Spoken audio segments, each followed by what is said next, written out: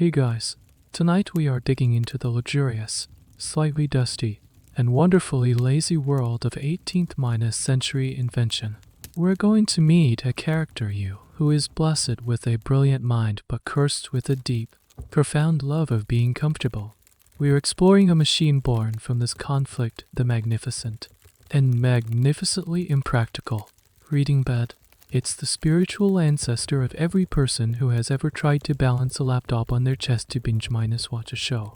And I promise you, it's just as ridiculous. So, before you get comfortable, take a moment to like the video and subscribe, but only if you genuinely enjoy what I do here. It truly helps the channel find other curious minds like yours. And in the comments, I'd love to know your city and what time it is for you right now. It's always a little magical to see where everyone is tuning in from across the globe. Now, dim the lights, maybe turn on a fan for that soft background hum, and let's ease into tonight's journey together. The year is sometime in the latter half of the 1700 seconds. The world outside is crackling with the energy of the Enlightenment, a time of reason, revolution, and relentless intellectual curiosity. But the world inside your study is defined by a much more immediate and personal struggle, the war between your mind and your body. Your mind is soaring.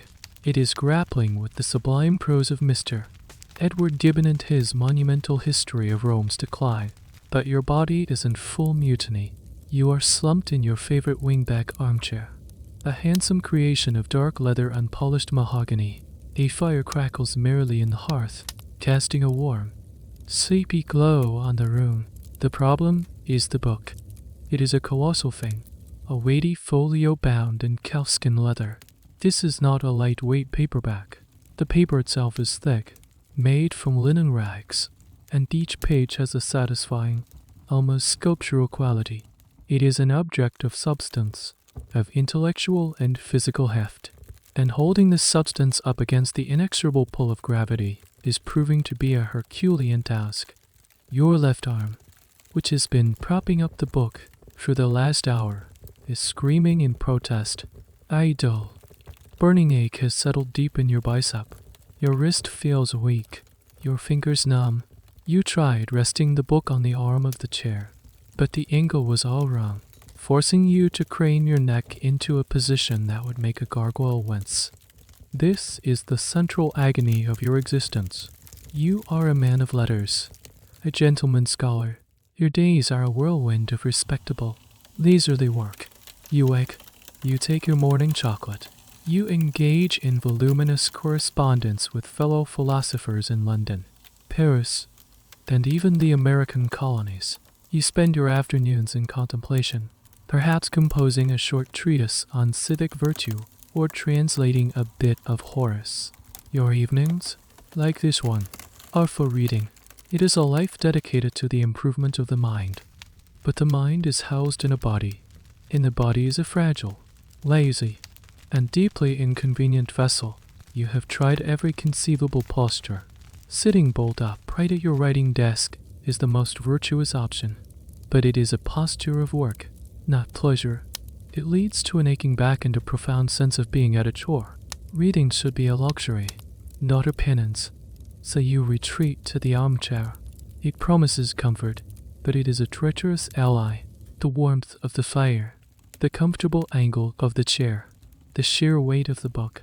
It's a conspiracy. Your eyelids grow heavy. Your head begins to nod. The lines of Gibbon's elegant prose begin to swim and merge. You have, on more than one occasion, woken with a start, the heavy book having crashed onto your chest, leaving you gasping for air and utterly losing your place. This is the great paradox of your life, a dilemma that historians of the future will debate with quiet amusement. They will ask, was the life of an 18th century man of letters truly one of leisure, or was this constant, self-driven intellectual labor the reading, the writing, the networking a form of all consuming work, just without a boss or a paycheck? Was your fatigue the result of idleness? Or was it the profound exhaustion of a man whose brain was running at full tilt from dawn until dusk? You, personally, Don't care about the academic debate. You just know your arm hurts. You shift again, trying to redistribute the weight. The book eaters precariously. The candlelight from the stand beside you flickers, making the shadows dance. The entire endeavor feels inefficient, undignified. There must be a better way. The world is being transformed by reason and mechanics.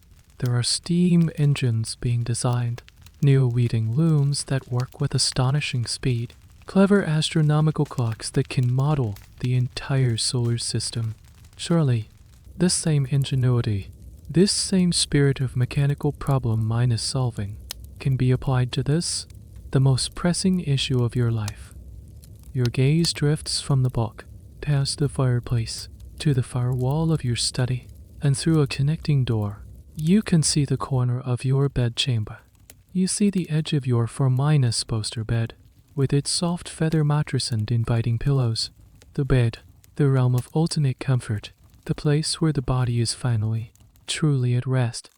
But you cannot read in bed, not properly. You would have to prop yourself up on a mountain of pillows. You would still have to hold the book. The problem of gravity, of the book's sheer, oppressive weight, would remain, unless an idea begins to form. A dangerous, beautiful, and fantastically comfortable idea. What if you didn't have to hold the book at all? What if a machine could do it for you? What if the bed itself could be transformed into an instrument of literary pursuit? You are no longer just a scholar with a sore arm. You are an inventor, and you are about to embark on a quest to build the most uselessly wonderful piece of furniture the world has ever seen. The tyranny of gravity. That is the enemy. It is a force as relentless and as indifferent as time itself, and it is waging a constant, losing war against the noble pursuit of knowledge. As you lie in your armchair, the seed of your great invention beginning to sprout, you take a moment to catalog the many ways this fundamental law of the universe has conspired to make your life, as a reader, a misery. The most immediate battlefield is your arms. You are a gentleman, not a blacksmith or a farmer. Your arms are accustomed to lifting a quill pen, a teacup, or at most, a glass of claret. They are not conditioned for the sustained, isometric exercise required to hold a 5- folio at a readable distance for hours on end. The pain is not just a simple ache, it's a creeping paralysis. First the wrist weakens, then the forearm burns, and finally the shoulder begins to throb with a deep, resentful pain. You've tried switching arms, but that only provides a temporary reprieve and feels awkward and unnatural, like writing with your wrong hand. Then there is the neck. Oh, the neck. It is the delicate, unsung hero of the reading posture, a slender column of bone and muscle tasked with holding up the heavy globe of your head and dangling it just so. When you read at a desk, your neck is bent forward, creating a constant, dull tension at the back.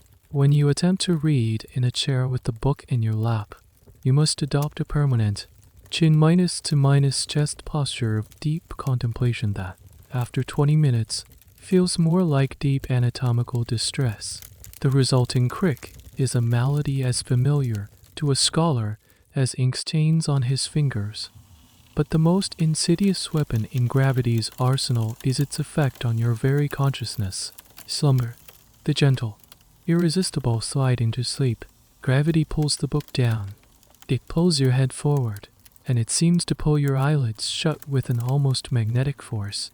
The act of reading, a pursuit of the enlightened mind, is constantly under siege by the body's primitive desire for repose. You've tried every trick. You've tried reading in a less comfortable chair, but that just trades the threat of sleep for the certainty of a backache. You've tried ensuring a brisk temperature in the room, but that is simply unpleasant. You've experimented with various book stands on reading desk small, portable contraptions of wood that can sit on a table or in your lap. They help, but they are clumsy. They are prone to tipping over. They solve the problem of your arms but do little to help your neck. And they tether you to a single spot. They are a partial solution, a sticking plaster on a mortal wound.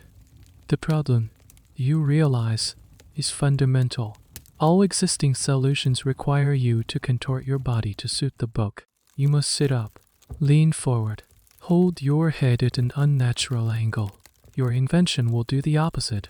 It will force the book to contort to the needs of your body. It will be a machine of pure, unapologetic ergonomics, designed around the human form in its most ideal state horizontal. This line of thinking, this focus on comfort and mechanical solutions to everyday problems, is a wonderfully quirky aspect of the Enlightenment. While great minds were debating the rights of men and the nature of the cosmos, other, equally inventive minds were designing things like silent butlers, dumbwaiters to avoid having to speak to servants, or elaborate, clockwork minus powered fans. Your reading bed fits perfectly into this tradition of gentlemanly invention, where the goal is not to increase productivity or profit, but to eliminate minor physical annoyances. The historical debate here is a subtle one. Did this burst of inventive energy come from a new, optimistic belief that every problem, no matter how small, could be solved with reason and mechanics? Or was it, as some social historians argue, a product of a wealthy, slave-minus-owning and servant-minus-employing class that had become so detached from physical effort that even the act of holding a book was seen as an intolerable burden? Your own motives, of course, are much purer. You are not lazy. You are a pioneer of human comfort. You are a freedom fighter in the war against gravitational tyranny. You look at your hands, soft and done calloused. You look at the heavy book. You look at the inviting bed. The injustice of it all is clear. Why should your precious, thinking mind be held hostage by the crude limitations of your flesh? Why should your intellectual journey through the annals of Rome be hampered by something as mundane as a sore bicep? No more. You will not be a victim. You will be a revolutionary. You will design a machine that allows a man to lie perfectly flat, in a state of supreme comfort, and have a heavy book hover before his eyes as if by magic. It will be a machine that defeats gravity itself. It will be a bed that reads. The concept is no longer just a vague notion. It is a clear and beautiful vision. Now, all you need to do is build it. The idea, once sparked, now burns with the intensity of a forge. It is a perfect, beautiful concept, a beacon of hope for lazy scholars everywhere. But you, a man whose hands are best acquainted with the turning of a page and the delicate balance of a teacup, possess none of the skills required to bring this marvel into being. You are a creature of theory, not practice. You need a craftsman, not just any craftsman. You don't need a village carpenter who knocks together crude stools and fence posts. You need an artist, a man who understands the soul of wood, the subtle language of a joint, and the quiet mechanics of brass. You need a cabinet minus maker, one of the new breed of highly skilled artisans who are turning furniture minus making into one of the great art forms of your age. The search begins. You make inquiries among your circle of friends, men of taste and means. You ask the baronet down the road who is responsible for his exquisite new mahogany dining table. You write to your cousin in London, asking if he knows of a man who can work in the fashionable new style of Mr. Chippendale. The name that comes back to you, mentioned in hushed, respectful tones, is a Mr. Finch. He is, they say, a man of singular skill and, more importantly, endless patience, a quality you suspect will be essential for this particular project. You dispatch a note, and a week later, Mr. Finch himself stands in your study. He is the physical opposite of you, where you are pale and soft from a life lived indoors. He is sturdy, with a face weathered by the seasons and a faint, pleasant smell of sawdust and beeswax clinging to his waistcoat. His hands are large and calloused, but his fingers, you notice, are long and nimble. They are hands that know how to think. He is not a servant. He is a master of his domain, and you greet him with the respect one profession allows another. You pour him a small glass of sherry and, with a sense of nervous excitement, you begin to explain your vision. You unroll a piece of parchment on which you have made a series of enthusiastic, if not entirely coherent, sketches. You see, Mr. Finch, you begin, your voice filled with the passion of a true visionary. It is a bed, but it is more than a bed. It is an engine for reading. You point with a trembling finger to your drawings. You describe the main frame to be built of the finest dark mahogany from the West Indies. You describe the complex system of counterweights and pulleys that will allow a book rest to hover, seemingly weightless, above the recumbent reader. You explain the adjustable arms, the candle-minus holders that must pivot to prevent wax from dripping on the fine linen sheets, and the series of small levers and ratchets at the bedside that will allow the user to adjust the book's heightened angle without sitting up. Mr. Finch listens with an expression of intense, unreadable concentration. He does not laugh. He does not scoff. He occasionally interjects with a quiet, practical question. And the main gear mechanism. Sir, would you envision that in brass or iron? Brass would be quieter, but iron more robust. He is already building it in his head. He sees the technical challenges not as obstacles, but as a thrilling test of his craft. This is the heart of the relationship between a patron and a great craftsman, a topic that future design historians will endlessly debate. How much of the final product is the vision of the client, and how much is the interpretive genius of the maker? Did a man like Chippendale simply follow the orders of his wealthy patrons, or did he take their vague desires and transform them into masterpieces through his own unparalleled understanding of form and material? As you and Mr. Finch discuss the precise angle of a bookstand and the best way to engineer a silent ratchet, you are engaging in this very dance of co-minus creation. You mention that the moving parts must be silent. The squeak of a pulley, Mr. Finch, would be death to contemplation. He nods gravely, and for a moment, you see him thinking about the properties of different waxes and oils for lubricating the joints. He might even mention his own secret varnish formula, a concoction of shellac, oils, and other ingredients known only to him, which will give the final piece its deep, inimitable glow. This was a common point of pride, a craftsman's secret that set his work apart from his rivals. Finally, after an hour of intense discussion, Mr. Finch straightens out. He has taken your absurd, nonsensical dream and translated it into a language of dovetail joints, mortices, and tenons. He looks you in the eye. It is a most unusual commission, sir, he says, the hint of a smile playing on his lips. But I believe it can be done. It will be a challenge. You feel a surge of pure joy. The deal is struck. A price is agreed upon, a price that makes you inwardly wince, but which you accept with the nonchalance of a true gentleman. Mr. Finch gathers his things, gives a slight bow, and departs, leaving you alone in your study with your sketches and your sherry. The great machine is no longer a dream. It is now in the hands of a master. The construction is about to begin.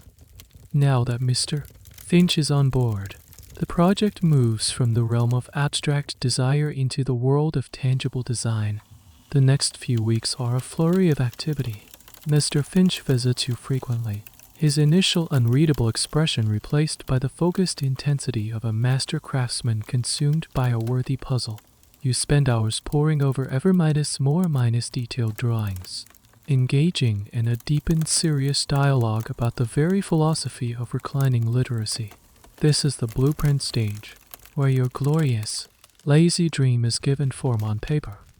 The foundation, you both agree, must be magnificent. This will not be a mere frame.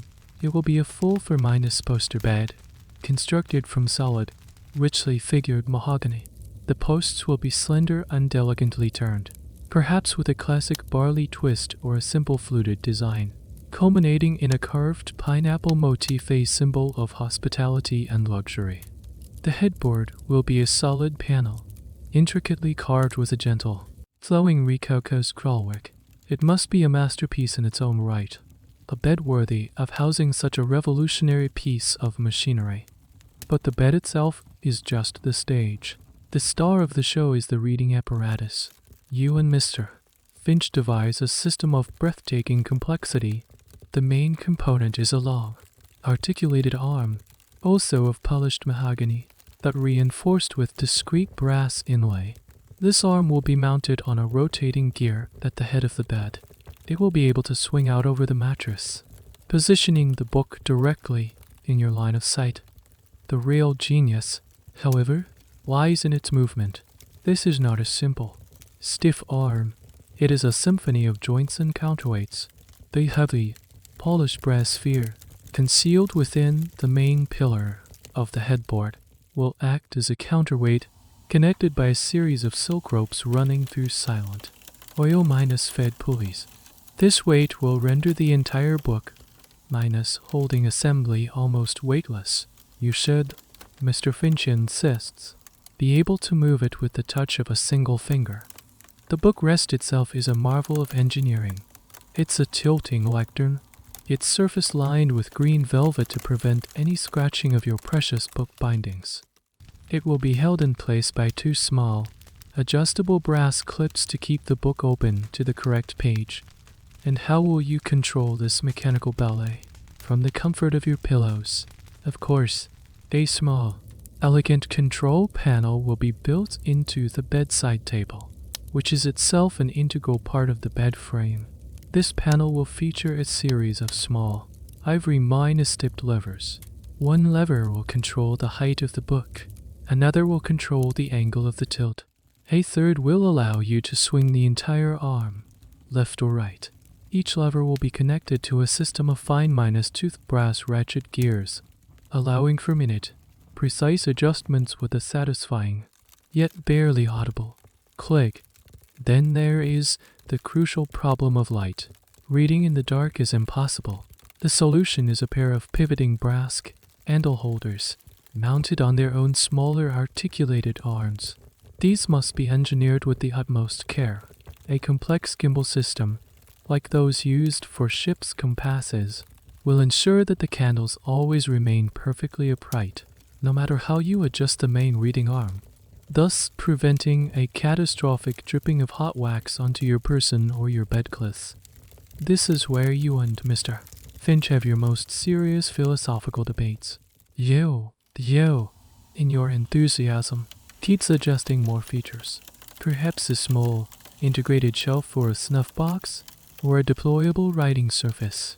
Mr. Finch, ever the practical artist, gently argues for restraint. This is a recurring tension in the history of invention, the battle between ornamentation and function, between the complex and the simple. Every new gear, sir, he says gravely, is another gear that might squeak. To bolster your argument for complexity, you might bring up other marvels of the age. You mention the cock-pin chair, a strange but popular piece of furniture with a looping, cage-like back, or the library chairs that cleverly unfold to become a small stepladder. Your era, you argue, is one of bold, multi-functional design. Your reading bed should be the pinnacle of this movement. After weeks of revision, the final blueprint is complete. It is a work of art, a detailed and beautiful rendering of a machine so over-engineered, so wonderfully unspecifically useless for any purpose other than your own, that it brings a tear to your eye. It is the perfect physical manifestation of your soul, a lazy, luxury-loving, intellectual machine. Mr. Finch rolls up the parchment, gives a final, satisfied nod, and heads to his workshop. The time for drawing is over. The time for sawdust and whirring lathes has begun. The initial agreement with Mr. Finch was just the first step. Now begins the true intellectual labor, the detailed refinement of the plans. Your weekly consultations become the high point of your existence. Mr. Finch arrives at your study, not with sketches on parchment, but with small, exquisitely crafted wooden models of specific joints and gear mechanisms. The blueprint is no longer a single drawing. It is an evolving portfolio, a living document that chronicles the birth of a masterpiece. Your discussions are a delightful battle between your soaring, poetic impracticality and his grounded, mechanical genius. You're determined that the bed should not just be a tool for reading, but an all-encompassing universe of leisure. It must be a bed, a desk, a library, and a refreshment table all in one glorious, unified machine. First, you tackle the library. A man should not have to leave his bed to choose his next book. Mr. Finch, you declare, simply building bookshelves into the headboard seems too crude, too static. After much debate, you settle on a breathtakingly complex solution: a rotating, cylindrical bookcase, a sort of vertical lazy Susan for literature, built directly into one of the thick, hollowed out bed posts. It will be operated by a discrete pull cord, causing it to revolve silently, presenting you with a choice of 4 or 5 selected volumes for the night's reading. Mr. Finch, after a long, thoughtful silence, declares it difficult, but not impossible, which is the highest praise he can offer. Next, the desk. What if inspiration strikes mid-chapter? You ask, must I scramble for my writing table, losing the thought in the process? The solution is a small, hinged writing slope of polished satinwood, designed to pivot out from the other side of the headboard. But the true challenge is the inkwell. An open inkwell in a bed is a recipe for disaster. This is where Mr. Finch's genius truly shines. He designs a weighted, gimbal-led brass inkwell holder, identical in principle to the candle holders. They will remain perfectly level regardless of any tossing or turning. A small miracle of stable mechanics in a sea of soft linen. Your most ambitious proposal, however, relates to refreshments. You describe the tragedy of having to rise from a state of perfect comfort simply to fetch a cup of hot chocolate or a biscuit. You propose a small, hidden compartment in the oversized bedside cabinet. At the pull of another lever, a small mahogany tray, perfectly sized for a single cup and a small plate, will rise silently to bed level, powered by its own system of counterweights. Mr. Finch looks at you for a long moment, a look that mixes professional admiration with a hint of profound concern for your sanity. This desire for an all -in-1 living machine is a hallmark of your era's inventors, who were fascinated with automata and clockwork. There are historical whispers and speculative designs for all sorts of self-contained mechanical furniture, but the line between a serious proposal and a satirical cartoon is often blurry. The debate among historians is whether these fantastical contraptions were a genuine pursuit of ergonomic perfection or a form of conspicuous consumption, a way for a gentleman to demonstrate that he had so much wealth and leisure time that he could afford to commission a craftsman for a year just to solve a minor inconvenience.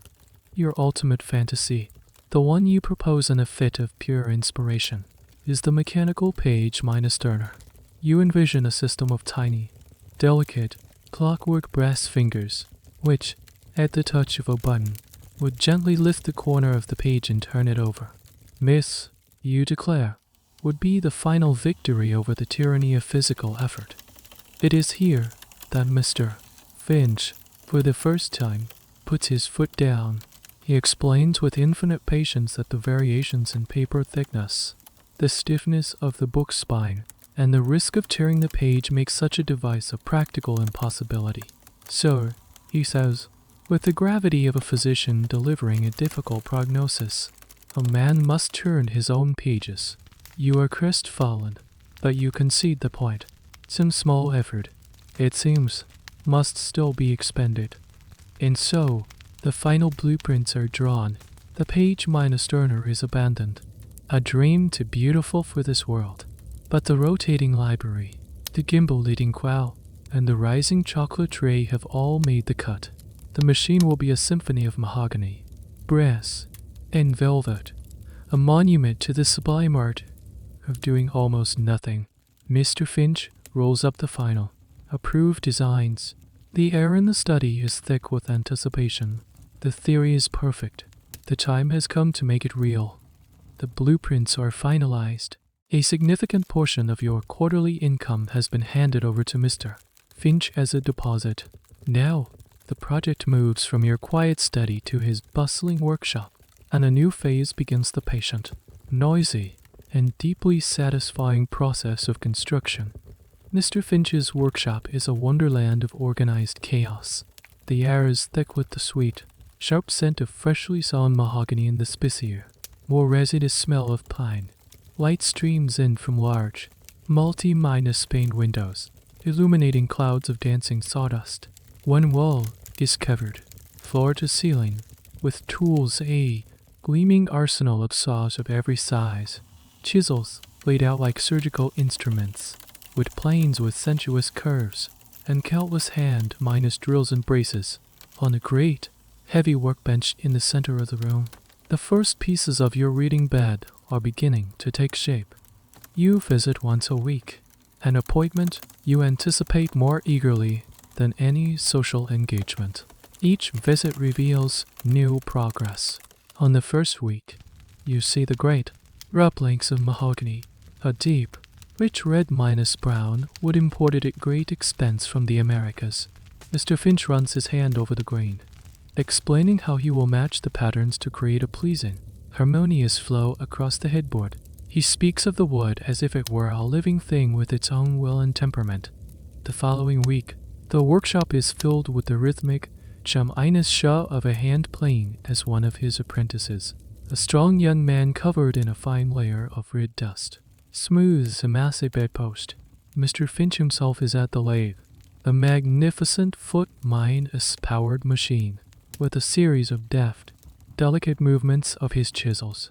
He transforms a spinning block of wood into one of the elegant, fluted columns you had designed, shavings flying from the tool like wooden ribbons. The sounds of the workshop are a symphony of creation. The high-minus pitch twine of a bow saw cutting a delicate curve, the solid, authoritative thwack of a wooden mallet driving a mortise and tenon joint together, the gentle, metallic rasp of a file shaping a piece of brass for the gear mechanism. This is the sound of your dream being hammered, sewn, and sanded into reality. One of your visits is dedicated entirely to the mechanics. Mr. Finch lays out the brass gears on a piece of velvet. They have been custom-minus, cast at a foundry and are now being filed and polished by hand to ensure a perfect, silent mesh. He shows you the pulley wheels, carved from lignum vitae, a wood so dense in self-minus lubricating that it's perfect for this purpose. He demonstrates how the silk ropes will run through them, explaining that he chose silk over hemp because it will not fray and will run more quietly. Every single detail has been considered with an almost obsessive focus. This level of bespoke craftsmanship is a hallmark of the golden age of cabinet-minus making, but it's a practice that is already under threat. In the great cities, some furniture makers are beginning to experiment with more efficient, production-minus-line methods, specializing in a single type of chair or table to produce them more quickly and cheaply. The historical debate among design historians is when the true artist-minus craftsman like Mr. Finch began to be replaced by the furniture manufacturer. Your bed, a completely unique, one minus of minus a minus kind object that requires months of labor from a master and his team, represents the pinnacle of a tradition that is slowly, inevitably, beginning to fade. During one visit, you find Mr. Finch intensely focused on a small, peculiar minus-looking object, the gimbal-leading quill holder. It's a series of concentric brass rings, perfectly balanced, with the small cup for the inkwell at its center. He gently tilts the outer frame back and forth, and the central cup remains perfectly, magically level. He looks up at you with a rare, broad smile. "It works, sir," he says. It is the proud, understated joy of an engineer who has solved a particularly tricky problem. The weeks turn into months. The great frame of the bed is assembled in the center of the workshop. The headboard, with its intricate carving, is attached. The rotating bookshelf is fitted into its post, a masterpiece of precise joinery. The articulated arms are mounted. The whole thing begins to look less like a piece of furniture and more like a great, benevolent wooden insect, a creature designed for a life of supreme, intellectual laziness. Finally, the day comes. Mr. Finch sends a note to your house. It contains only 3 words: "It is finished." The day of delivery is an event of seismic importance, both for your household and for your quiet country lane. It begins with a sound you are unaccustomed to, a deep, groaning rumble of wheels on the lane, accompanied by the jingle of harnesses and the encouraging shouts of a wagoner. You rush to your study window and peer out. There it is, a large, flat-stopped wagon, drawn by two sturdy draft horses, has come to a halt before your front door. On its bed, shrouded in heavy canvas tarpaulins, lie the colossal, dismembered pieces of your dream. This is not a discreet delivery. The arrival of such a large wagon is a spectacle.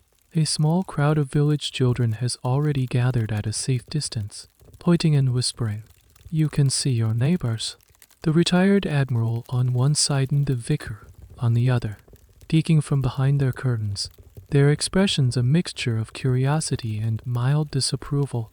You feel a surge of pride, mixed with a dawning sense of panic. It seemed so much bigger in the open air. Then, Mr. Finch arrives, not on the wagon, but walking alongside it, a general commanding his troops. With him are his two apprentices, the same lads from the workshop, now tasked with the delicate and back-breaking work of transport and assembly. They are a small, efficient army, and they set to work with a quiet, practiced confidence. The unloading is a masterpiece of careful choreography. Each piece is unwrapped and carried into the house with a reverence usually reserved for religious relics. First comes the great, carved headboard, which requires all three men to navigate it through your front hall. Then come the four massive posts, one of which, you know, contains the secret rotating library, the long side rails, the articulated arms, the boxes of brass gears and polished candle holders. The procession seems endless. Your hallway is filled with the magnificent skeleton of your creation. The assembly takes place in your bedchamber. The room, which once felt spacious, is now crowded and chaotic. Mr. Finch directs the operation in hushed tones, issuing quiet commands to his apprentices. The air fills with the smell of beeswax and lemon oil as they give each piece a final polish before fitting it into place. The sound is not one of crude construction, but of quiet, precise assembly. The soft tap of a mallet seating a joint, the gentle squeak of a wooden screw turning in its thread, the satisfying snick as a brass fitting slides into its housing. This process itself is a piece of history. The very concept of furniture being delivered in pieces and assembled on site was a relatively new innovation, born of the increasing complexity of designs like yours. A simple country bed could be built in the workshop and delivered whole, but a monstrosity like this, a true conversation piece, was often too large and intricate to pass through doorways in one piece. The historical debate among furniture historians is how much this knock-down construction influenced design. Did designers create more complex pieces because they knew they could be assembled on site? Or did the desire for complex pieces force craftsmen to invent new methods of construction? It's a classic chicken and egg problem of form and technology. You watch, a helpless but fascinated bystander, as your vision comes to life. You see them install the counterweight system, feeding the silk ropes through the hidden pulleys. You watch as they mount the articulated arms and calibrate the tension. The final step is the installation of the control levers in the bedside cabinet, connecting them to the ratchets with a series of fine brass rods. By late afternoon, it is done. Mr. Finch and his apprentices have packed their tools and tidied every last speck of sawdust. They quietly take their leave, and Mr. Finch pauses at the door. He turns to you, his face betraying a deep, paternal pride. He has not just built a piece of furniture. He is birthed to marvel. Gently, "Sir," he says, his voice soft, always gently. You are left alone with it. The great contraption stands before you, filling the chamber. It is magnificent. It is absurd. It is so much more than you imagined. The polished mahogany gleams in the afternoon light. The brass fittings sparkle with promise. It is less a piece of furniture and more a piece of architecture, a domestic monument to comfort. The maiden voyage awaits. Night has fallen. The house is quiet. The servants have retired to their quarters, and a profound, expectant silence has settled over your bedchamber. The only sound is the gentle crackle of the fire you insisted on having lit, even though it's not a particularly cold night. You need the proper atmosphere for what is to come. You stand before your creation in your long linen nightshirt, feeling less like a man about to go to sleep and more like a captain about to embark on the maiden voyage of a strange and magnificent new ship. The bed doesn't look like a place of rest. It looks like a sleeping giant, a complex organism of wood and brass, waiting for a command to stir into life. The journey from your dressing table to the mattress is now a path fraught with minor navigational hazards. You must carefully step around the solid base of the bedside control cabinet and duck slightly to avoid the grand, swooping arm of the reading apparatus, currently locked in its docked position. You perform your nightly ritual. You take your eintike from its simple, conical cap of soft linen with a small tassel. It's a wonderfully quaint piece of attire, but a deeply practical one. In a house filled with drafts and without central heating, the eintike is essential for preventing the loss of body heat through your head, a fact that is intuitively understood even if the specific thermodynamics are a mystery. Historians of the future will often debate whether the eintike was more for warmth or for hygiene, keeping one's hair tidy and off the pillow. But for you, it is simply negotiable part of being comfortable. Cap on, you finally slide between the cool, crisp linen sheets. The feather mattress puffs up around you, a cloud of pure comfort. But you are not here to sleep. Not yet. You are here to pilot your machine. First, the library. With a sense of theatrical gravity, you reach for the silk pull-cord dangling discreetly from the great bedpost to your right. You give it a firm, steady tug. There is a low, satisfying whir-r-r from within the post, a sound of wood moving smoothly against wood. The cylindrical bookcase revolves with a silent, ghostly precision, bringing a new selection of leather-bound spines into view. There it is, your volume of Gibbon. You retrieve it, the first test of the machine a resounding success. Next, loading the cargo. You lean over and carefully place the heavy book onto the green velvet lectern. You open it to your bookmarked page and secure the covers with the two small brass clips. They hold the book open with a gentle thumb pressure. So far, so good. Now for the main event. You prop yourself up on your pillows, your heart thumping with a mixture of excitement and a very real fear that the entire, fantastically expensive contraption might simply collapse. You reach out to the control panel. Your fingers touch the cool, smooth surface of the first ivory mine-tipped lever. This is the one that engages the main arm. You take a breath. You push the lever. There is a sharp, satisfying click as the ratchet engages a new gear. For a second, nothing happens. Then, with a sigh, so soft it is almost inaudible, the great mahogany arm begins to move, counterweighted to perfection by the hidden brass sphere. It swings out over your bed, not with a clumsy lurch, but with the slow, graceful, and silent arc of a planet in its celestial orbit. It is breathtaking. It is a ballet of mechanics. It comes to a gentle stop directly above you, hovering in the air a few feet from your face. It doesn't shake. It doesn't waver. It is perfectly still. You feel a surge of triumph so pure it is almost overwhelming. It works. You sit there for a moment, just admiring it, and you ponder a question that future academics might ask: is the profound pleasure you are feeling right now derived from the imminent comfort of reading, or from the sheer joy of commanding such a complex and beautiful machine? Is this an exercise in utility, or is it the ultimate expression of conspicuous consumption, the toy for a gentleman of infinite leisure? You decide it is. Most satisfying. Both. With growing confidence, you manipulate the other levers. A flick of one adjusts the height, lowering the book to the perfect reading distance. A touch on another tilts the lectern to an ideal 45- degree angle.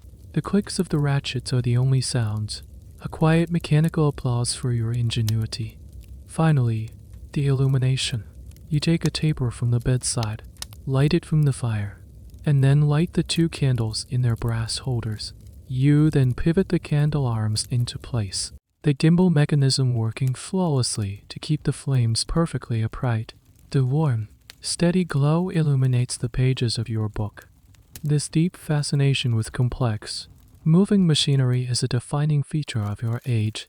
You've read about the incredible automata of the French inventor Jacques de Vaucanson, his flute player with moving fingers, his digesting duct that could eat, metabolize, and excrete. Your bed, you feel, is a part of this great tradition. It is a domestic automaton, a machine whose sole purpose is to serve the intellectual comfort of its master. Everything is perfect. The book hovers as if by magic. The light is soft and direct. You are lying in a state of supreme, ergonomic ecstasy. The maiden voyage has been a spectacular success. You clear your throat, settle back into your pillows, and begin to read. For a brief, shimmering period of time, perhaps half an hour, perhaps an entire evening, you exist in a state of pure, unadulterated bliss. This is not just comfort. This is a philosophical statement. It is the perfect synthesis of mind and body, of intellectual pursuit and physical repose.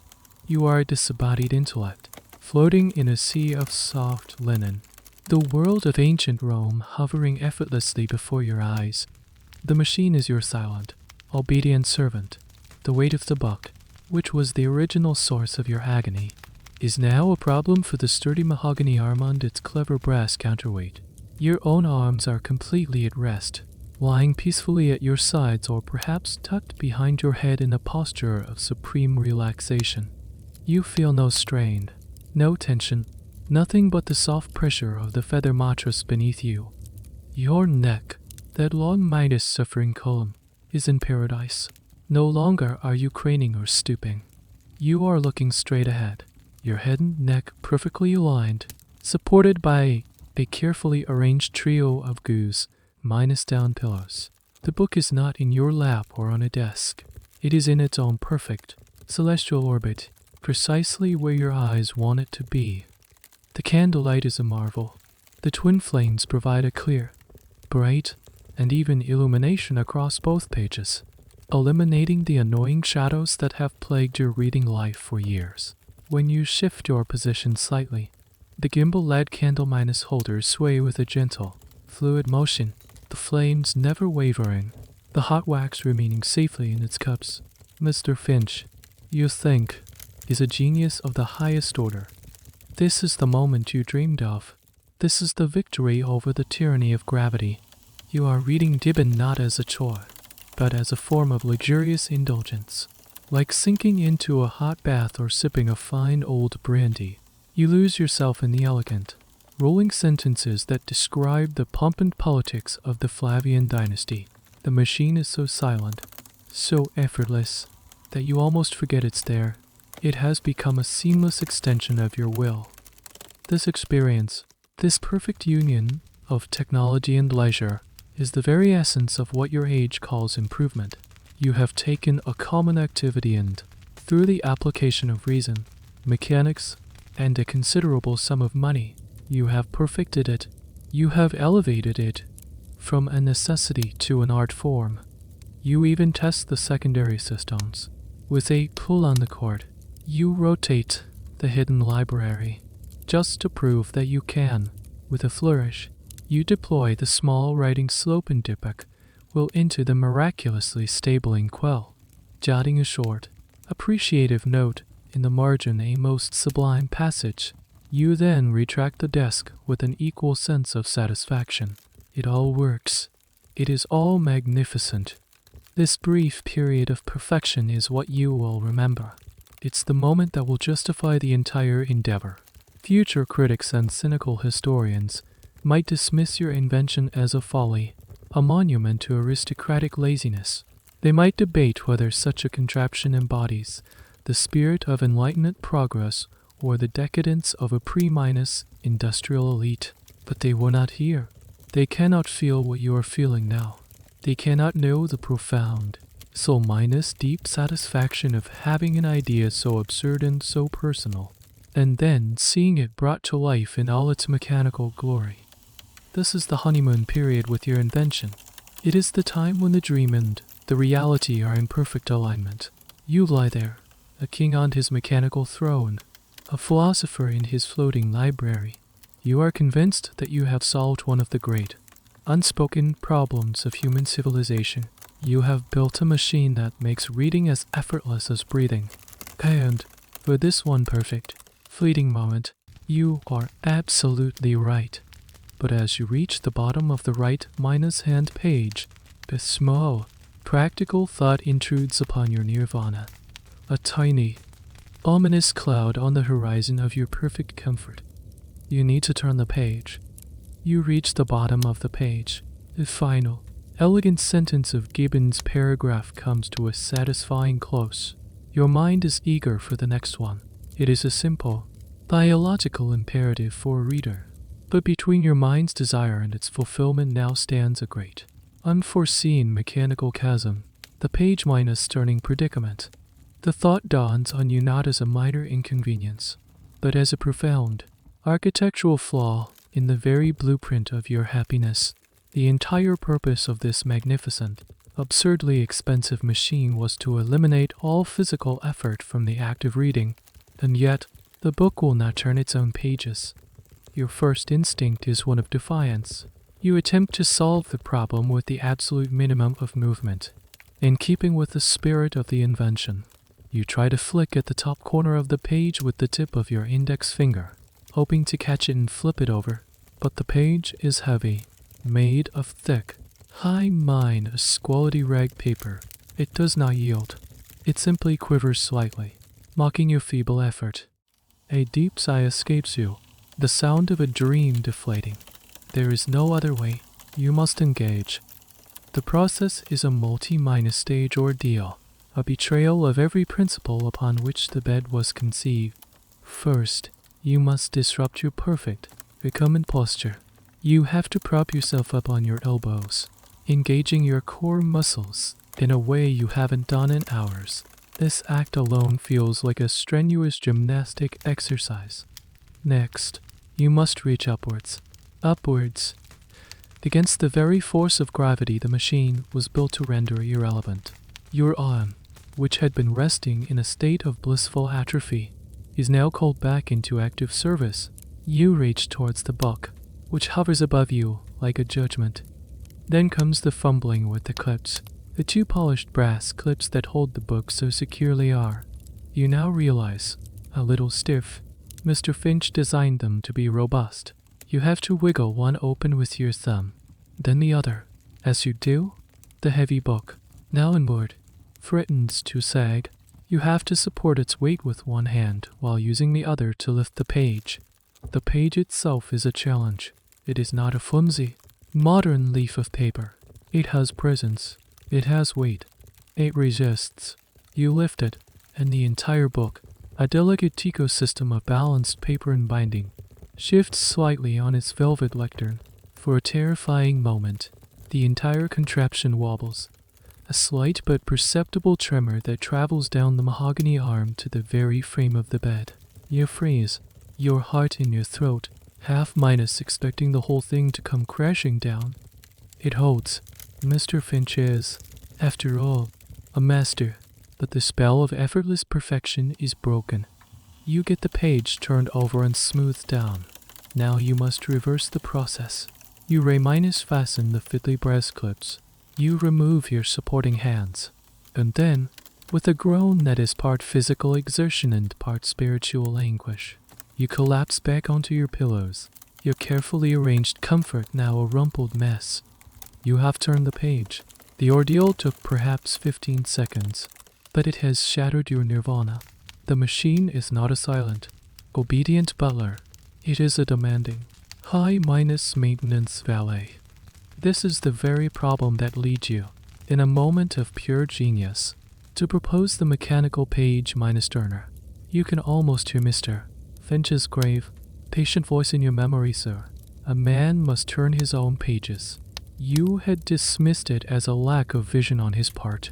Now, you see it as a prophecy of doom. This is the core of the historical debate that you are now living. Was this a failure of engineering or a failure of imagination? Could a more ingenious craftsman have solved this final, crucial problem?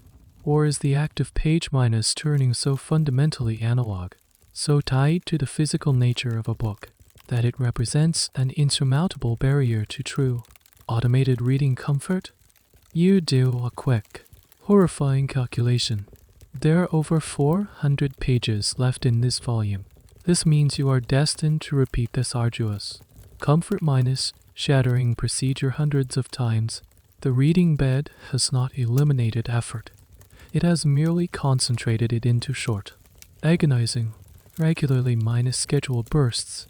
You stare at the new page, but the words seem less magical now. The glow of the candle seems less romantic, more functional.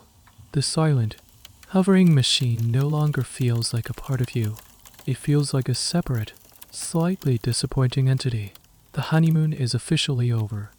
The ordeal of turning the page has left a bitter taste in your mouth, or rather, it has created a void that you feel can only be filled by the comforting taste of hot chocolate. The intellectual labor of processing Gibbon's dense prose is taxing. A gentleman requires sustenance. And, more importantly, this is a chance to test one of your bed's most ambitious and, you secretly believe, most brilliant features, the refreshment tray. With a renewed sense of purpose, you reach for the designated lever on the control panel. This one is inlaid with a small, mother minus of minus pearl circle. You give it a satisfying pull. There is a deep, resonant clunk from within the great bedside cabinet, followed by a quiet, dignified whirring sound, like a well minus fed ghost rising from the floor. Slowly, majestically, a small mahogany tray ascends from a hidden compartment, rising to the exact height of your mattress. It is a moment of pure mechanical magic. On the tray sits the cup of chocolate your valet prepared for you an hour ago, still emitting a faint wisp of steam, and a single, perfect almond biscuit on a small porcelain plate. For a moment, your faith is restored. The page minus turning was a fluke. This is the true genius of the machine. You swing the main reading arm slightly to the side to make room, an operation you can now perform with a weary expertise. Then, you reach for the chocolate, and it is here that you encounter the second fundamental law of reclining physics, a law as immutable as gravity. Hot liquids and horizontal bodies are natural enemies. You are lying down. The cup is full. To drink from it without sitting bolt upright requires a feat of anatomical contortion and fluid dynamics that would baffle Isaac Newton himself. You try propping yourself up on one elbow, your body twisted into a shape reminiscent of a Roman sculpture from a decadent banquet. You bring the cup to your lips, tilting it with extreme caution. A small, treacherous wave of dark liquid sloshes over the rim, cascading down your chin and onto the pristine white front of your linen nightshirt. It is a warm, sticky disaster. You gasp, not from the heat, but from the sheer indignity. The brown stain spreads with alarming speed, a badge of failure. With a frustrated sigh, you place the offending cup back on the tray, dabbing at your shirt with a corner of the bedsheet. Slightly demoralized, you turn your attention to the biscuit. Solid food. Surely, this will be simpler. You pick up the delicate almond biscuit. It is crisp, light, and delicious. You take a bite, and the universe explodes. Not with a bang, but with a silent, catastrophic shower of 1,000 tiny, razor-minus sharp crumbs. They cascade downwards, a blizzard of baked goods, onto your chest, into the folds of your sheets, and down the collar of your now minus sticky nightshirt. They are everywhere. Each tiny movement you make now produces an irritating, scratchy friction. The bed, your sanctuary of supreme comfort, has been transformed into the interior of a moderately well minus used toaster. But the true horror is yet to come. As you hastily try to brush the crumbs away, A particularly large and malevolent fragment of biscuit tumbles from your chest, bounces off the edge of the bedside cabinet, and falls directly into the exposed brass gearing of the control panel. You hear a sound that will haunt your dreams. It is not a loud sound. It is a soft, sickly crunch, a sound that speaks of fine tolerances being violated, a smooth mechanical motion being fouled by the gritty intrusion of toasted almond. You freeze. You stare at the gears, where a small, buttery speck is now wedged between two brass teeth. You have achieved the unthinkable. You have literally thrown a crumb in the clockwork. This is a problem that no 18th century inventor, in his clean, theoretical world, ever considers the sheer able messiness of being human. The historical debate isn't about whether these machines were brilliant, but whether their creators had lost touch with reality. Had a life so cushioned by servants made them forget that food creates crumbs, and that crumbs and delicate machinery are mortal foes? How is your valet supposed to clean this? Does he need a tiny brush, a miniature pair of bellows? Your grand reading that, your engine of leisure, was designed for a perfect, disembodied mind. It was not designed for a clumsy, sipping, biscuit-seating body. The dream of an all-in-1 universe of comfort has collided with a simple, crumbly truth. The bed, it turns out, is a very poor dining companion. The crumb minus the minus gears incident has been a sobering experience. The hot chocolate has been abandoned. The remaining biscuit has been cast aside. You have, through a series of increasingly undignified contortions, managed to brush the worst of the crumb minus blizzard from your sheets.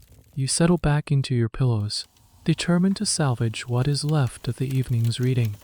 You engage the great mahogany arm, which now moves with a faint, almost imperceptible grinding sound that you tried very hard to ignore. The book hovers before you once more. The candlelight is steady. The room is quiet. You attempt to recapture that initial state of perfect, reclining bliss. You read a page. You perform the now familiar, arduous ritual of turning it. You read another. But something has fundamentally changed. The initial thrill of the machine's novelty is gone, replaced by a weary familiarity with its flaws. And it is in this state of mild disillusionment that you come face to face with the invention's most profound, most elegant, and most devastating design flaw. The bed is too comfortable. The entire premise of the machine, the very foundation upon which its mahogany and brass splendor is built, is the pursuit of absolute physical comfort. It is designed to eliminate every last vestige of strain, every point of tension, every reason for your body to be in a state of alertness. And Mr. Finch, the genius craftsman, has succeeded all too well. As you lie there, perfectly supported by the feather mattress, your head nestled in a cloud of pillows, your body in a state of complete and total relaxation, a strange and powerful lethargy begins to creep over you. The warmth of the fire, no longer counteracted by the minor physical stresses of holding a book or craning your neck, begins to work its ancient, soporific magic. The words on the page, once so sharp and engaging, begin to soften at the edges. Gibbon's majestic prose, with its long, rolling clauses and complex subordinate phrases, starts to feel less like a stimulating intellectual challenge and more like a gentle, monotonous lullaby. Your eyelids, which have no mechanical apparatus to hold them open, begin to feel impossibly heavy, as if tiny lead weights have been attached to them. You try to fight it. You blink hard, trying to bring the text back into focus. You reread the same sentence 3 times, but the meaning refuses to penetrate the growing fog in your mind. The rhythmic clicking of the embers in the fireplace seems to grow louder, more hypnotic. This, you realize with a dawning horror, is the central paradox. The machine designed to facilitate reading is, in fact, the most effective anti-reading device ever conceived by man. It is a sleep engine. By removing all the minor discomforts that keep a reader awake, it has created the perfect environment for slumber. It has solved the problem of physical discomfort, only to be defeated by the comfort it has created. This is a subtle point that is often missed in historical analyses of inventions. Future historians might focus on the mechanical failures or the sheer impracticality of your bed, but the philosophical failure is far more beautiful. It's a classic case of a solution creating its own, more insidious problem. It is a perfect, closed loop of self minus defeating logic. You are no longer a reader. You are a patient, being administered a powerful, non-minus chemical sedative of your own design. The great mahogany arm holds the book above you not as a servant, but as a silent, patient sentinel, waiting for the inevitable. Your head lolls to one side. The book, hovering in the candlelight, becomes a blurry, abstract shape. The last thing you are aware of is the gentle, mocking glow of the page you will not finish tonight. The machine has won, or rather, sleep has won, using your own brilliant, ridiculous invention as its ultimate weapon. You are defeated by the very comfort you sought. You fall, finally and irrevocably, asleep. You wake with a start, not to the gentle light of dawn, but to a muffled curse and the clatter of metal on wood. The fire has died to embers, and the room is chilly. The great mahogany arm of your reading bed is still hovering over you. The book held open to the page you abandoned to slumber hours ago.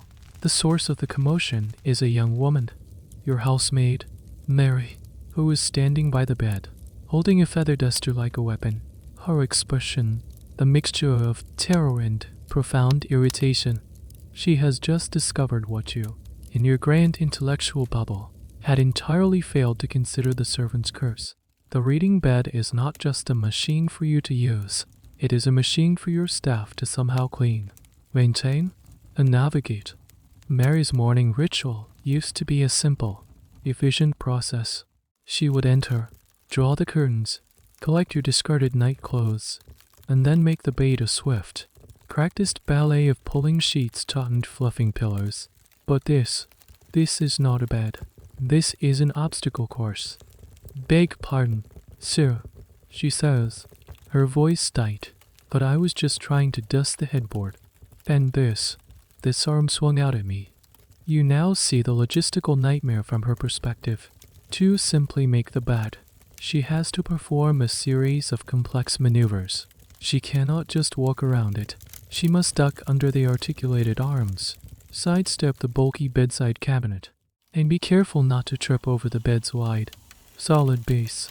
The simple act of changing the sheets has become a task worthy of an engineer. She cannot just pull the old sheets off. She must carefully thread them out from under the various mechanical supports and then thread the new ones back in. The 4- poster design, already a chore to dress, is now complicated by the presence of a rotating bookcase in one post and a complex gear system in the other. And then there is the cleaning. The beautiful, polished mahogany and gleaming brass that you so admire are, to her, just more surfaces that gather dust. And they are not simple, flat surfaces. She has to dust round gears, between levers, and inside the delicate workings of the gimbal lead candle minus holders. You remember the biscuit incident with a fresh wave of horror. It was Mary who would have been tasked with trying to remove the crumbs from the clockwork, probably using a hairpin and a series of very unminus servant minus like oats. Her greatest challenge, you realize, is the mechanism itself. She has no idea how it works. To her, it is not an elegant machine. It is a collection of random, heavy, and potentially dangerous moving parts. What if she accidentally bumps a lever while plumping your pillows, causing the 5-pound book to swing down and hit her on the head? She has to treat the bed with the same cautious respect she would give a temperamental horse. This highlights a fascinating and often overlooked aspect of the history of technology and domestic life. Inventions designed for the comfort and leisure of the wealthy often created a new, hidden layer of complex labor for the servants who had to operate and maintain them. The historical debate is not just about the genius of the inventor or the taste of the patron.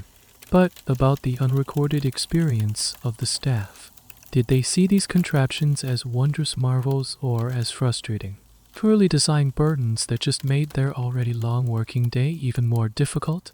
The household account books might record the cost of building the bed, but they will never record the cost of Mary's patience. You feel a pang of guilt. You had been so consumed with your own comfort, your own intellectual needs, that you gave no thought to the practical consequences for those who share your house. The reading bed, a machine designed for one person's ultimate relaxation, has inadvertently become a source of stress and annoyance for at least one other. My apologies, Mary, you say, trying to sound like a benevolent master rather than a thoughtless fool. It has its little quirks. You sit up and, with a now minus practiced series of movements, you engage the levers to swing the great arm back to its docked position. Mary watches, her expression unchanging. You have just demonstrated your mastery over the great machine, but you know that as soon as you leave the room, she will be left alone to try and vanquish the dust from its many minus angled surfaces, and she will be silently cursing you, Mr. Finch, and the entire age of Enlightenment with every flick of her duster. A week has passed since the maiden voyage. The memory of the chrome minus in minus the minus gears incident has been conveniently suppressed. The faint grinding sound from the mechanism is, you've decided, probably just the machine settling in. Tonight, you are hosting a small dinner for a few select friends a drive. Armitage, a man of medicine with a relentlessly practical mind, and a Mr. Abernathy, a poet with a soul finely tuned to the romantic and the absurd. After a fine meal of roasted duck and a great deal of claret, you decide the moment has come. Gentlemen, you announce, with the air of a magician about to perform his greatest trick, if you would be so kind as to follow me, I have something I wish to show you in my bedchamber. The suggestion is met with raised eyebrows. A tour of the bedchamber is an intimate and unusual and, to a dinner party, intrigued, they follow you up the grand staircase. You push open the door to your chamber and stand back to allow them to enter. The bed, bathed in the soft glow of moonlight and a few strategically placed candles, dominates the room. There is a moment of stunned silence. Dr. Armitage is the first to speak, his voice dry. Good heavens, man, he says, adjusting his spectacles. What is that? Have you installed a printing press in your bedroom? But Mr. Abernathy, the poet, simply gasps. He walks slowly around the contraption, his eyes wide with wonder. He runs a finger along one of the polished mahogany posts. It is not a machine, he whispers, his voice filled with reverence. It is an epic poem, in wood. This is exactly the reaction you were hoping for. Your bed is functioning perfectly in its true purpose. It is a conversation piece. This is a key element of fashionable life in your time. A gentleman of taste and means doesn't just own functional objects. He owns objects that provoke discussion, that demonstrate his unique intellect, his forward, minus thinking nature, and, of course, his wealth. Your bed is the ultimate conversation piece. Allow me to demonstrate, you say, stepping forward with the pride of a master showman. You launch into your performance, a well-minus rehearsed presentation of the bed's many marvels. You begin with the rotating library, which elicits a delighted chuckle from Abernathy and a skeptical grunt from Armitage. Then, you climb into the bed and act that now feels theatrical and take control of the levers. With a flick of your wrist, you send the great reading arm soaring out over the mattress. Astonishing, Abernathy cries. It moves with the grace of a swan. And the counterweight? Asks Drive. Armitage, ever the pragmatist. Is it lead or brass? Lead would be denser. Brass, for the aesthetics. You reply smoothly, glossing over the fact that you never even considered lead. You demonstrate the fine control, the tilting lectern, the gimbal-led candle minus holders. You even deploy the rising refreshment tray, which is, of course, empty to a fresh round of applause from Abernathy. You are not merely operating a machine. You are conducting a symphony of comfort.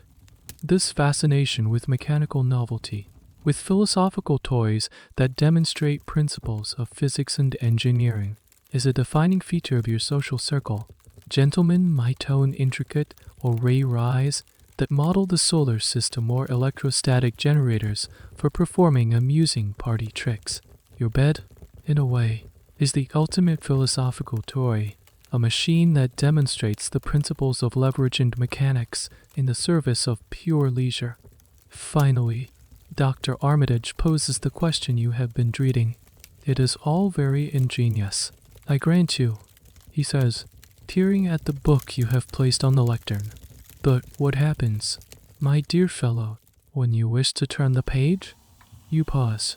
You look him in the eye and give a dismissive, airy wave of your hand, as if he has raised a point of utter triviality, a minor detail. You say with unblinking confidence, one barely notices it. Mr. Abernathy nods enthusiastically. Of course, to complain about such a thing would be like criticizing a beautiful sonnet for having too many syllables. It misses the point entirely. The point is the sublime idea of it all. The historical debate here is a subtle but important one. What was the true function of such an invention? Was it a tool, judged by its practical success or failure? Or was it a piece of social performance art, judged by the astonishment and envy it provoked in one's peers? In this moment, as your friends debate the merits and flaws of your creation, the bed is performing its role perfectly. Its success is not measured in the number of pages you read, but in the quality of the conversation it inspires. The demonstration is a triumph. Dr. Armitage remains skeptical, but impressed by the craftsmanship. Mr. Abernathy is utterly captivated, and you know he will be writing a short ode to your mechanical muse before the week is out. You have solidified your reputation as a man of unparalleled ingenuity and exquisite, if slightly mad, taste. The bed may be a failure as a reading tool, but as a machine for generating envy in your lazy friends, it is an unqualified, spectacular success. The initial glory of the demonstration to your friends has faded, leaving you alone with the nightly reality of your magnificent contraption. The envy of Mr.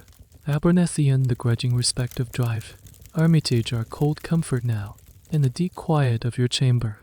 The novelty has officially worn off, and in its place, a new and deeply irritating companion has moved in the squeak. It started subtly, a tiny, high-pitched noise, almost like a mouse. That would sound whenever you adjusted the main reading arm. You told yourself it was just the wood settling, but the squeak did not go away. In fact, it grew bolder. It was soon joined by a low, mournful groan from the rotating bookcase, a sound like an old man complaining as he gets out of a chair. Now, a few months into your ownership, the bed has developed a full and complex personality, expressed through a rich and varied language of annoying noises. It is no longer a silent servant. It is a creaky, groaning, and deeply judgmental roommate. The process of getting ready to read is now a carefully orchestrated attempt to avoid waking the beast. You slide into bed with the stealth of a cat burglar. You retrieve your book from the now groaning bookcase. You load it onto the lectern. Then, you take a breath and push the main lever. Scree-E-so-N-K. The sound is horrifying. It is the noise of a brass gear tooth, the one that met the almond biscuit, protesting its microscopic deformity. It is a noise that cuts through the quiet of the room and seems to vibrate in your very bones. You wince, hoping the sound hasn't woken the rest of the household. The other moving parts have developed their own unique voices.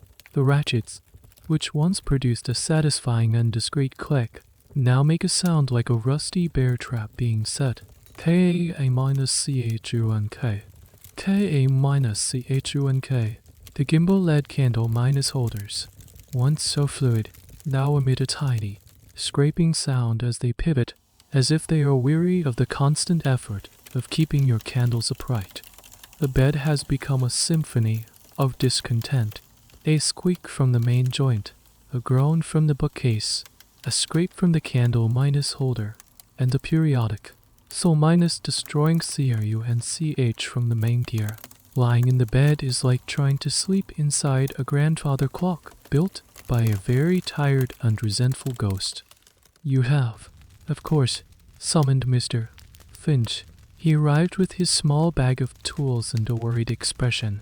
He spent an entire afternoon applying his secret minus formula of waxes and oils to the joints, tightening screws, and gently filing the damaged gear tooth. For one blissful, silent night, the bed was restored to its former glory. But the noises always return. They are entropy, made audible. A machine this complex, with this many moving parts, is in a constant, losing battle against friction and decay. This is a fundamental truth that the optimistic inventors of your age often overlooked. The historical debate is not just about the practicality of these inventions, but their durability. In an age before stainless steel, modern lubricants, and standardized parts, a complex machine like yours required constant, expert maintenance. It wasn't a one-time purchase. It was a lifelong commitment to tinkering. A simple, solid, for poster bed could last for centuries. Your magnificent reading bed, you suspect, has a life expectancy closer to that of a Mayfly. One of the more peculiar and specific problems is the effect of the weather. On a damp, rainy night, the mahogany frame seems to swell ever so slightly. This tightens the joints, and the bed's vocabulary shifts from high pitched squeaks to low, resonant groans.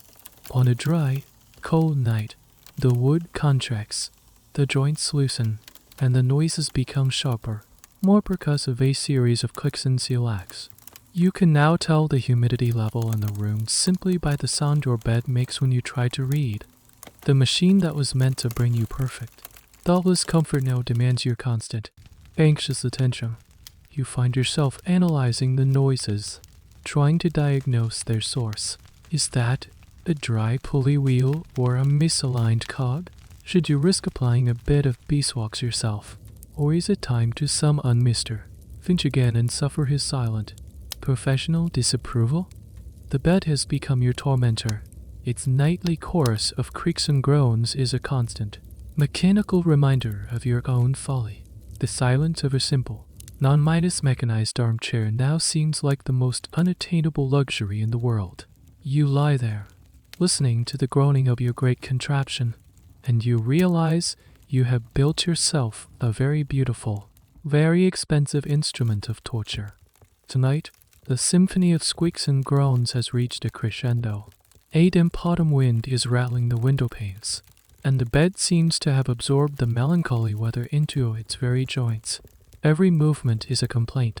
The rotating bookcase groans like a ship's timbers in a storm.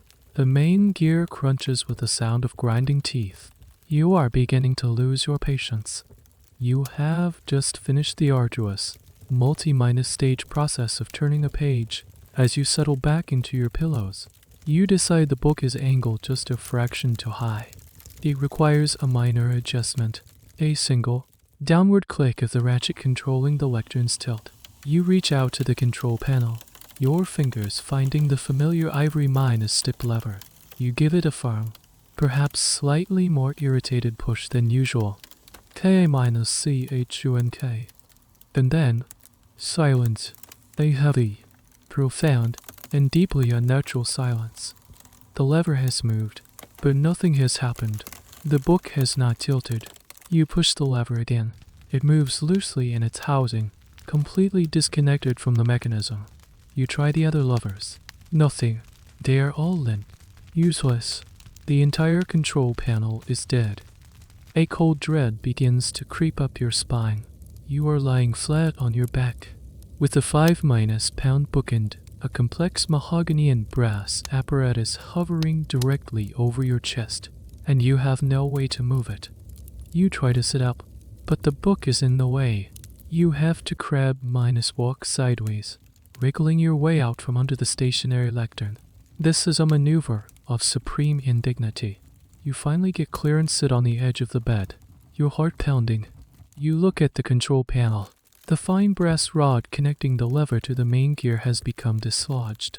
The nerve has been severed from the brain. Well, you mutter to yourself, this is a pickle. Your first instinct is to try and fix it yourself. You are a man of reason, an amateur inventor. How complicated can it be? You peer into the mechanism. It is a terrifying, intricate jungle of gears, rods, and springs. You poke a tentative finger at the disconnected rod. It doesn't budge. You realize you have no idea what you are doing, and you are far more likely to make things worse. This leaves you with two options. Option 1.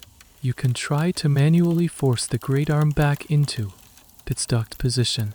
You stand up and grab the mahogany arm. You pull. It resists with an immense, inertial stubbornness. The counterweight system, designed to make the arm feel weightless when operated by the gears, now works against you. A dead, immovable weight. You pull harder, your muscles straining, your face turning a rather unflattering shade of crimson. The arm moves a few inches, accompanied by a sound of screaming metal and tortured wood that convinces you that you are about to snap a very expensive piece of mahogany. You let go. Option 1 is a failure. This leaves only option 2, the most humiliating option of all.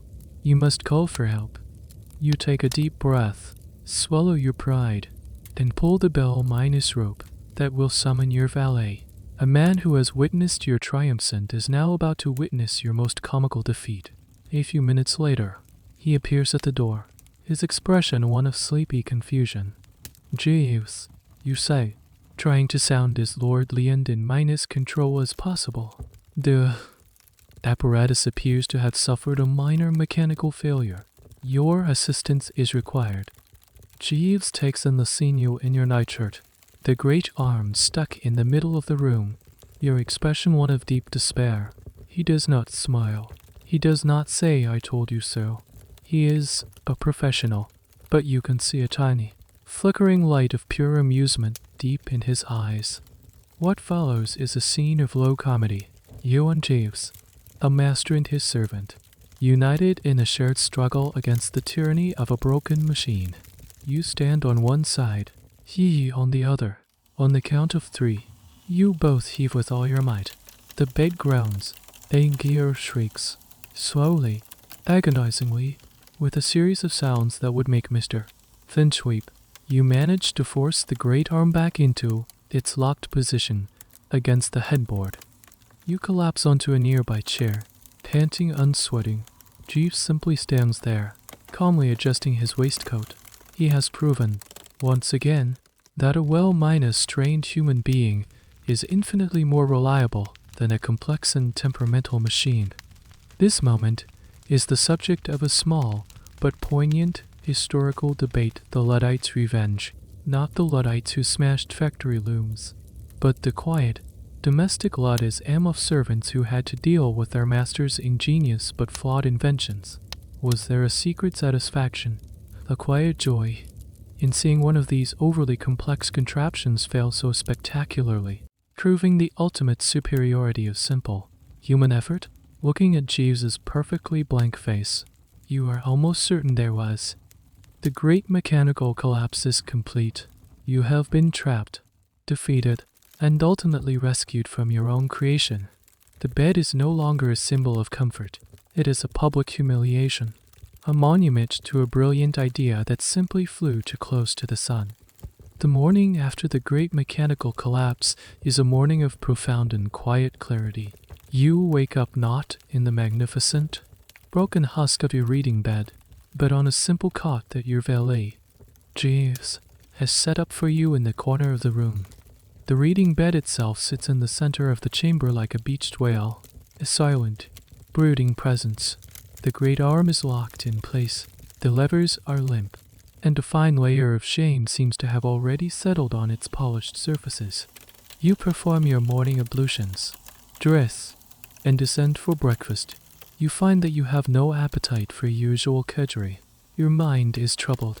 You wander into your study, the site where the whole grand, foolish enterprise began. The room is filled with the soft, gray light of morning. Your eyes scan the shelves, filled with the comforting spines of your books, and then you see it. Your wingback armchair. It sits by the fireplace, unassuming and solid. It is not a machine. It has no gears, no levers, no hidden counterweights. It is simply a chair, a very well made chair, to be sure, with its handsome leather and sturdy mahogany frame, but a chair nonetheless. On a nearby table sits a volume of Voltaire you had been meaning to start. It is a much smaller book than Gibbon's monstrous folio ace Lender Octavo. On an impulse, you pick it up. You walk over to the armchair. You sit down, and the relief is so profound, so total, that it is almost a spiritual experience. Your body sinks into the familiar contours of the leather. The chair accepts your weight without a single squeak or groan. It asks nothing of you. It simply holds you. You open the book. You rest your left elbow on the padded arm of the chair and hold the book in your left hand. It is light enough that its weight is barely noticeable. You rest your right elbow on the other arm. You are comfortable. You are supported. You are at peace. You begin to read. The prose is sharp, witty, and stimulating. You reach the end of the page, and then you perform a miracle of effortless, unconscious biomechanisms. You lift your right hand, grasp the top corner of the page between your thumb and forefinger, and you turn it. The entire operation is silent, instantaneous, and requires almost no thought at all. You have been doing it your whole life. It is as natural as breathing. A quiet laugh escapes you, a laugh of pure, unadulterated relief. You have spent a fortune, employed a master craftsman for months, and cluttered your bedchamber with a monstrously complex machine, all in an attempt to solve a problem that never actually existed. The solution was here all along, sitting quietly by your fireplace. The simple, humble, and profoundly perfect technology of the chair. This moment of rediscovery, of returning to a simpler solution after a dalliance with over-engineered complexity, is a recurring theme in the history of invention. Historians call it technological blowback or the simplicity dividend. Often, it's only by experiencing the frustrations of a new, complex technology that we can fully appreciate the silent, invisible virtues of the old, simple one. You had to build a bed that reads to truly understand the genius of a chair that sits. You think about the reading bed upstairs. It was designed to provide a single, perfect, and completely rigid posture for reading. But reading is not a static activity. You now realize that the small, unconscious shifts in posture you are making in your armchair, leaning forward slightly for an exciting passage, leaning back to contemplate a sentence, shifting your weight from one side to the other, are not signs of discomfort. They are part of the pleasure of reading. They are the body's quiet conversation with the text. Your machine tried to eliminate that conversation, to force you into a state of comfortable paralysis. You read for an hour, completely absorbed. The sun warms your face through the study window. You turn the pages without thinking. You are not a pilot of a complex machine. You are not a manager of a creaky apparatus. You are simply a man, in a chair, with a book. And it is a form of bliss more genuine and more sustainable than anything your magnificent folly upstairs could ever provide. The tyranny of gravity, you now understand, was never the real enemy. The real enemy was a restless, inventive boredom and a foolish desire for a perfection that can never exist. The sweet relief of this simple chair is the taste of your own lesson. Learn it the hard, expensive, and creaky way. The cot in the corner of your room becomes your new haven of sleep.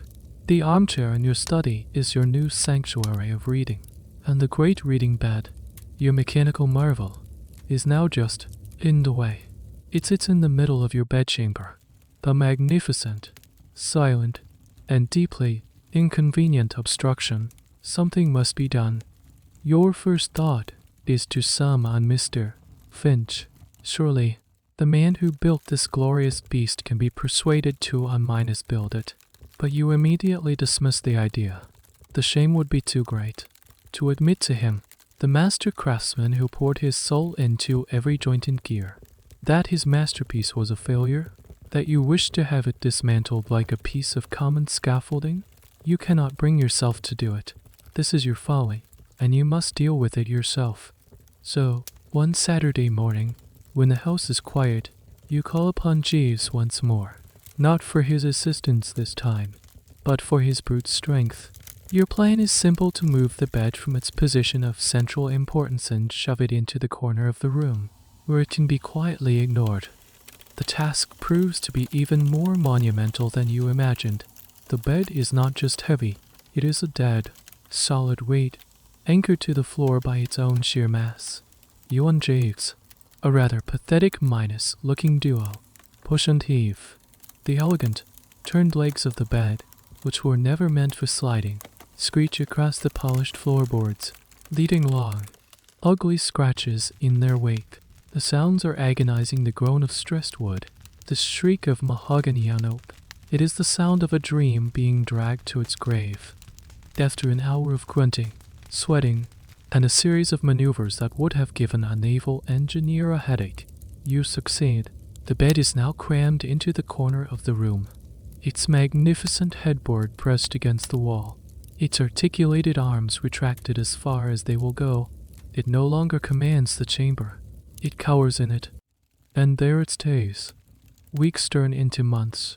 The bed begins its slow, quiet process of becoming a ruin.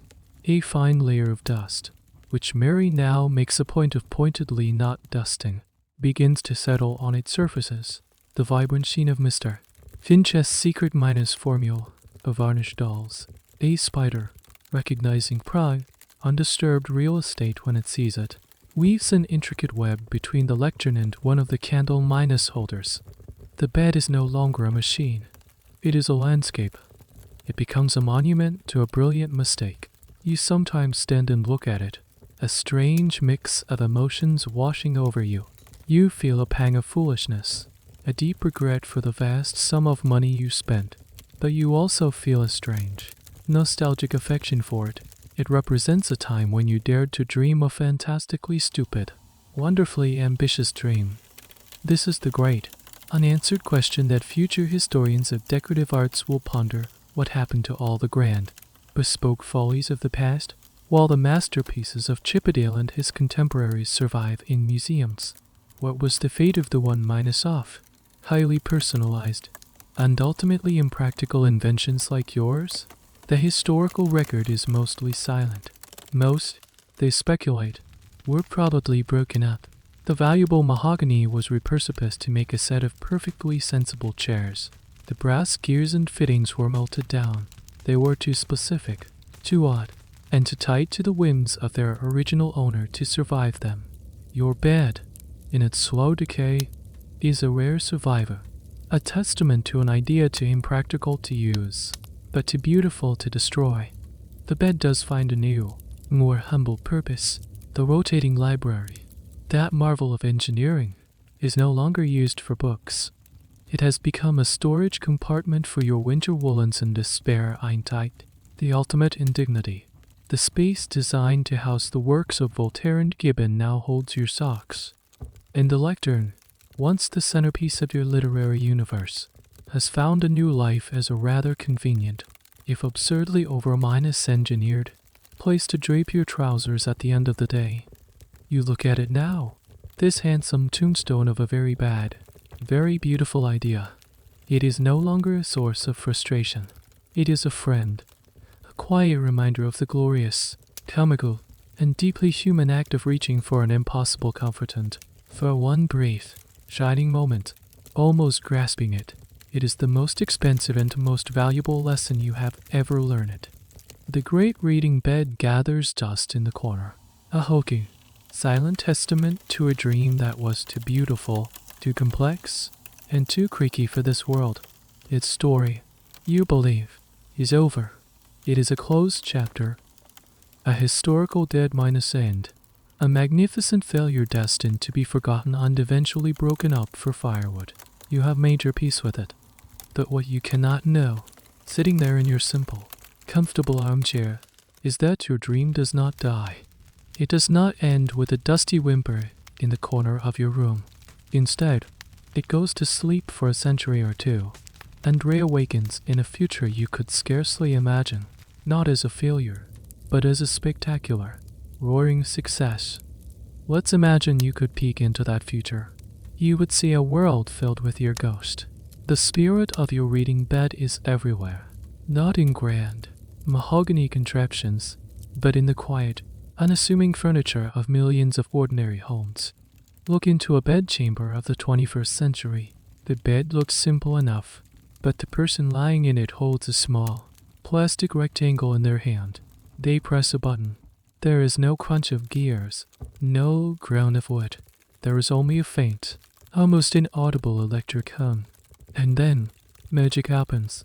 The top half of the mattress begins to rise, lifting the person into a perfect, supported, semi-minus reclining position, the very posture you spent a fortune trying to achieve.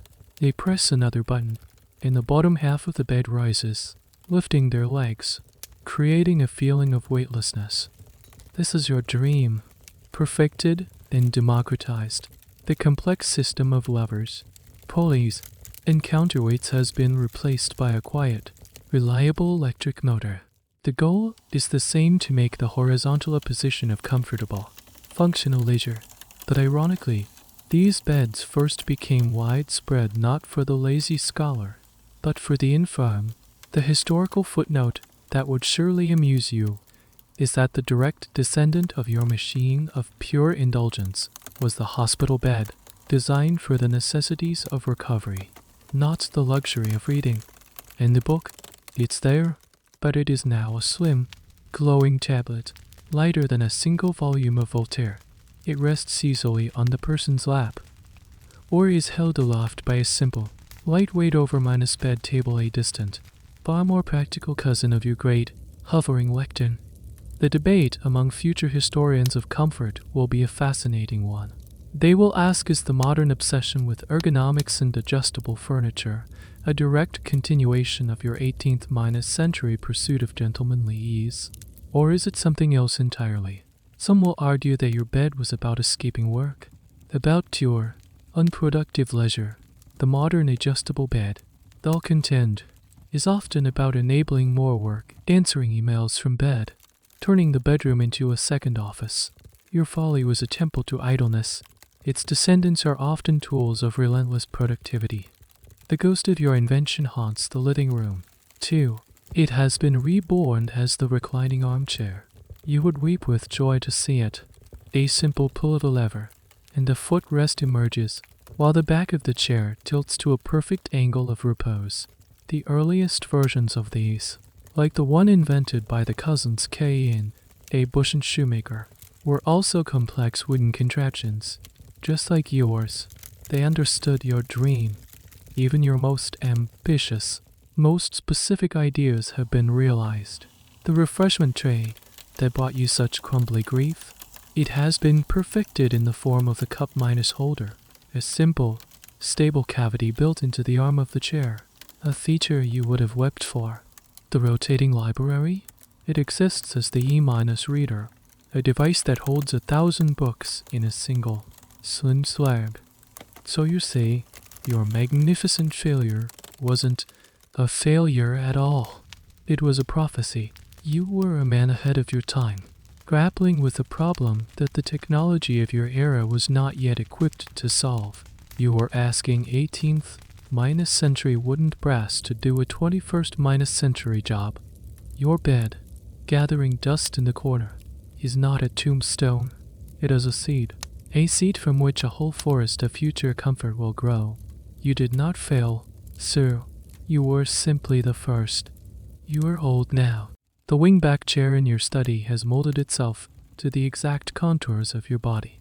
The world outside has changed, but here, surrounded by your books, time has moved more slowly. The great reading bed was dismantled years ago, its fine mahogany repurposed by a practical minded heir into a very handsome and entirely stationary sideboard. All that remains of your great folly is a small, tarnished brass gear that you keep in a drawer, a memento of a magnificent dream, And as you sit here, in the twilight of your life, you drift. The line between memory and dream begins to blur. The story of the bed comes back to you, not as a source of embarrassment, but as a gentle, amusing tale you tell yourself as you fall asleep. You are back in Mr. Finch's workshop, the air thick with the scent of sawdust. You see the fresh, reed-brown planks of mahogany, full of promise. You feel the thrill of the design, the pure intellectual joy of creating something new and wonderfully absurd. You are a man of reason, a pioneer of the Enlightenment, and you are going to build a machine that conquers gravity and ushers in a new age of comfort. The dream shifts. You are in your bedchamber. On the night of the maiden voyage, you feel the cool ivory of the levers under your fingertips. You hear the satisfying, silent click as the gears engage. The great arm sweeps out over you, a silent, graceful ballet of wooden brass. It is a moment of pure, unadulterated triumph. For a single, perfect moment, the machine works. For a single, perfect moment, you have achieved reclining nirvana. This is the part of the dream you'll linger on, the moment you hold on to, warm and perfect. The other memories float by, softer now, their sharp edges worn smooth by time. The taste of hot chocolate on your nightshirt, the gritty, irritating feeling of biscuit crumbs in your bed, the slow, dawning horror as you realize the page will not turn itself, the indignant squeaks and groans of the machine as it began its slow decay. These are not sources of frustration anymore. They are the comical, human details that make the story worth telling. They are the punchlines to a very expensive, very elaborate joke you played on yourself. You even remember the great mechanical collapse with a certain fondness. You see yourself, a man of letters and philosophy, heating and straining alongside your valet to subdue a rebellious piece of furniture. It was a lesson in humility, a reminder that the most elegant theories can be defeated by a single, simple, stubborn fact. What was it all for? The question hangs in the air, soft as a feather from your pillow. Was it a quest for comfort? A monument to laziness? A philosophical toy? As you drift deeper into sleep, the answer becomes clear. It was for the story. It was for the sheer, glorious, ridiculous spectacle of it all. It was for the joy of imagining something impossible and then, against all common sense, actually building it. The bed itself was a failure, but the dream behind it was a magnificent success.